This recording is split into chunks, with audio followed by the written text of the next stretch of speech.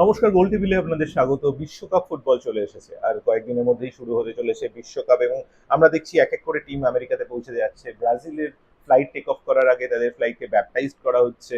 ওদিকে তুরস্কের team bus এয়ারপোর্টে যাচ্ছে একটা বিশাল কার র্যালি করে। আর্জেন্টিনার যে টিমের এরোপ্লেন, সেটাকে পুরো লিওনেল মেসির থিমে বানিয়ে ফেলা হয়েছে। এর মধ্যে সব থেকে ভালো লেগেছে আমার নরওয়ের টিমের ফটোশুট। ভাইকিং ভাইবস প্রপার টিমের ফটো। ফুটবল টিমের ফটোশুট হচ্ছে না গেম অফ থ্রোনস এর, আপনারা বুঝতে পারবেন না। এসবের মাঝে আমরাও ফুটবল জ্বরে আক্রান্ত, বিশ্বকাপ জ্বরে আক্রান্ত। আমরা আজকে থেকে বিভিন্ন ভিডিও নিয়ে আসবো ফুটবল বিশ্বকাপ সংক্রান্ত। বিশ্বকাপ শুরু হওয়ার পরে ইউএস থেকে সরাসরি এক্সক্লুসিভ কিছু ভিডিও থাকবে আপনাদের জন্য। আজকের ভিডিওতে আমরা দেখে নিই ডিফেন্ডিং চ্যাম্পিয়ন আর্জেন্টিনা, তাদের টিম সিলেকশন লিওনেল স্কালোনি কেমন করলেন। যেটা বোঝা গেল আর্জেন্টিনার টিম সিলেকশন দেখে, স্কালোনি কিন্তু ট্রাস্ট করেছে তার কোর টিমের ওপর, যারা 2022-এ আর্জেন্টিনাকে বিশ্বকাপ জিতিয়েছিল।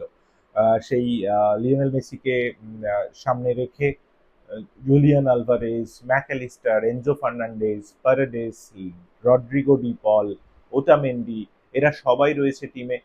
গোলে অফকোর্স এমি মার্টিনেজ, যার একটা দারুণ সিজন গেছে অ্যাস্টন ভিলারে, তারা ইউরোপা চ্যাম্পিয়ন হয়েছে।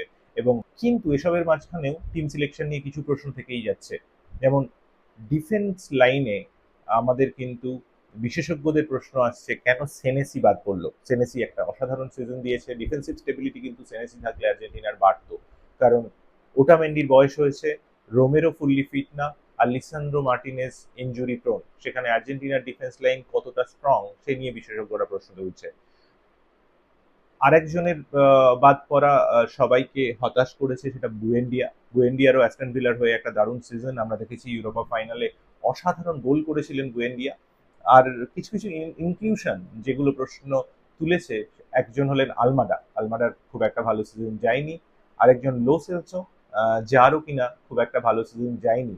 এবং আগের বিশ্বকাপে হয়তো ইঞ্জুরি না হলে লো সেলসো আর্জেন্টিনা টিমে থাকতো, কিন্তু এবারের বিশ্বকাপে তার সিলেকশন নিয়ে প্রশ্ন উঠছে।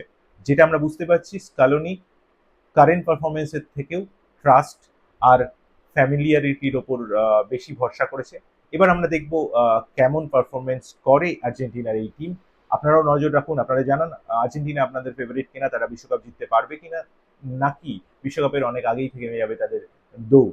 আমরা আরো ভিডিও নিয়ে আসবো, অন্যান্য টিম নিয়েও আমরা আলোচনা করব এর পরের ভিডিওগুলোতে। নজরে রাখুন আমাদের পেজ এবং ফলো করুন গোল টেবিল এবং পিক্সেল স্পোর্টস।